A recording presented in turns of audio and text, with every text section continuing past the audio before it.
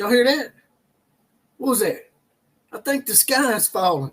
Yeah, especially here in Alabama and in Oklahoma. Seems like the two Crimson Nations are up in arms. The fan bases are up in arms as Alabama and Oklahoma both had subpar outings against inferior competition this past week in college football. And we know that never happens in college football. Does it, Notre Dame? Does it, Auburn? But it does. And that's what we're going to talk about. But before we get to all that, let's do those four horsemen shout-outs for those that are in the Outlaw Posse.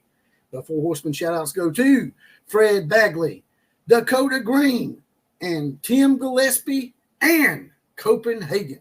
We're mounted up and saddled up and ready to go. And they're going to help us with today's college football invasion. If you want to get your badge and get deputized like those guys, it's just $2.99 a month. That's just 75 cents a week. That's just a half a bottle of water for the Outlaw. It's a little join button. This is the subscribe button. And you'll get your badge. You'll get deputized. You'll get your random four horseman shout as well as possibly the comment of the day, which is coming later in the show. Today, we're finally bringing the comment of the day back. Now, let's talk about it.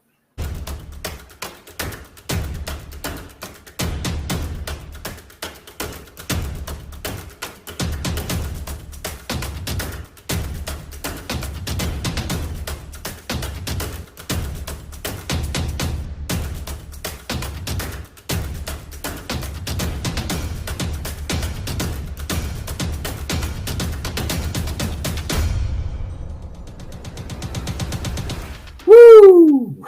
Tricky, tricky, tricky. Like that old Run DMC rap song from the 1980s. This past week was really tricky for a lot of people. A lot of people got tricked up into getting upset completely, and others barely got by, like Alabama, Oklahoma, and Penn State, amongst others, that barely skated by against inferior competition. And now we have all these arms up in the air of these fan bases thinking that the season's a wash and it's over.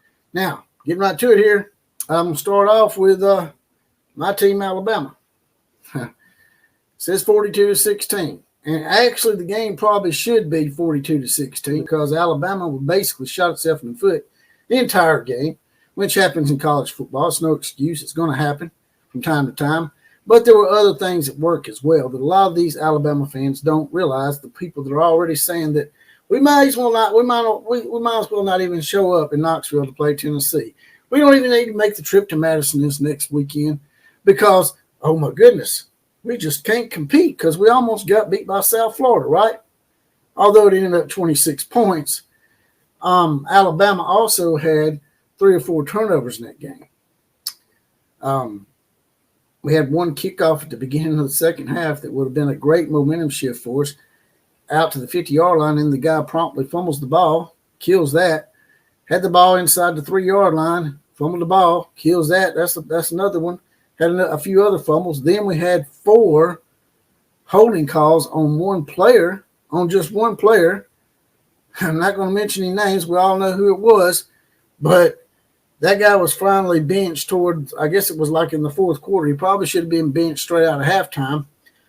But it was just one thing after another, without all the crazy mistakes. And then on top of that, we had a lot of distractions behind the scenes for the Alabama players. And you had the dedication of Nick Saban Field, which that's not that really big of a deal as far as distractions go. That shouldn't be a big, huge problem. But what that entailed was that you had a lot of celebrity people showing up for that game, for that dedication. People like Julio Jones, who were down the sidelines and down there setting by Jalen Milroe, which he wasn't supposed to be doing, from what I understand. It wasn't the time that you're allowed to do that. I know that sometimes they can do that, but this was not the time. And basically, Jalen Milroe was pulled away from Julio Jones.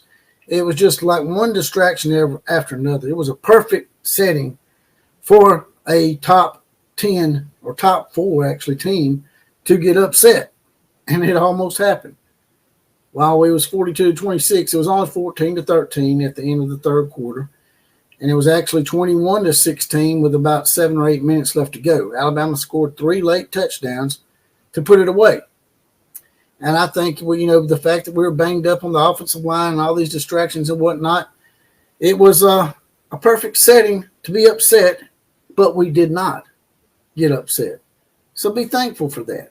And don't be coming in here talking about how the season's over and how if we play like that against Tennessee, blah, blah, blah, blah, blah, blah, or we play like that against Georgia, yada, yada, yada, but they're not.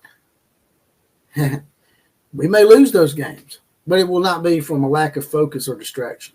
I promise you that. There's nothing that you can say to these young men. They're not kids like people try to call them. They're young men. They're old enough to vote, and you're old enough to serve in a war. You're a man. You need to take responsibility for your actions and take responsibility for your mistakes. Said that ad nauseum. But these guys will be focused on those games. There's nothing that you can say to these guys, man, because they're still a little bit immature as young men, not kids.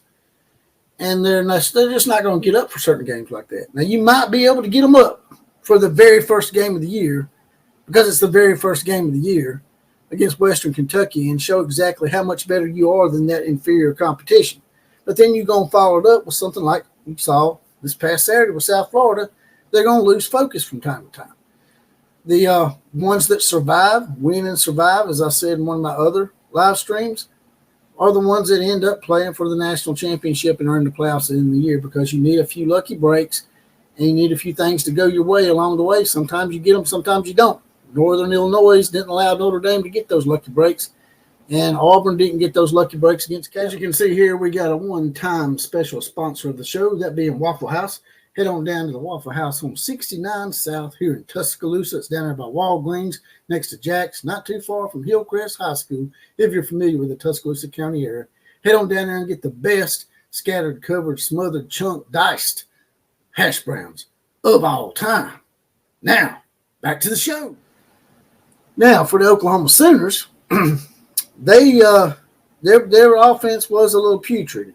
I will give them that. The ones that are up in arms. It was 16-12. They struggled against Houston the whole game.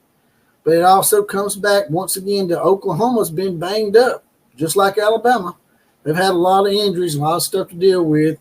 There's no excuse for only winning by 4 against Houston. That's not what I'm saying. I'm just saying that you have to take certain things into account. And the fact that it's hard to focus on a team like Houston that just got beat by 20 points by UNLV the week before. So you can't tell these kids, hey, this is a great team, this is a good team. You need to really be focused on Houston when they got better competition coming up. It's just natural. It's human nature, and it's going to happen. As much as we preach against it and say that, well, our coach ain't going to allow that, they're not God. Brent Venables, Nick Saban, Kalen DeBoer, Ryan Day, Kirby Smart, they're not gods. They're going to have moments where their team is just too distracted even for them to get their attention.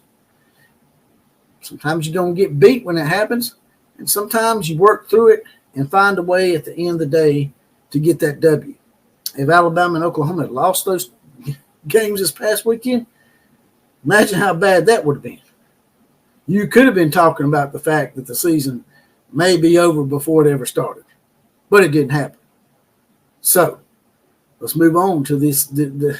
Let's not get all up in arms and just throw the season away or just think that there's nothing to look forward to. We've been looking forward to a football season for the past 7 or 8 months. So let's enjoy it, man. Quit wishing the season away and wishing to get to the bigger games. Enjoy every single game, because, like I've said before 1,000 times, it goes by like a blink of the eye.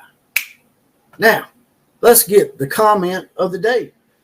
The comment of the day goes to Killer Breeze in regards to Coach Prime and Shadur are 2 con men in a fucked up pod from that video.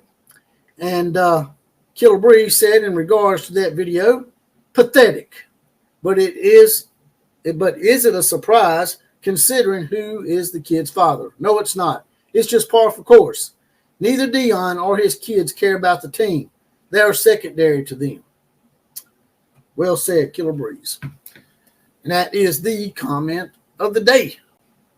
Now, if y'all don't mind, there's a little heart option down here with a little money dollar sign in the middle. If you want to make a one-time donation to the program, smash that heart, throw a few dollars in the coffers, help keep the lights on. You can also join the Outlaw Posse, as I said earlier. It's not $2.99 a month. It's just 75 cents a week. Just a half a bottle of water for the outlaw and these Bidenomics. You get your badge, you'll get deputized.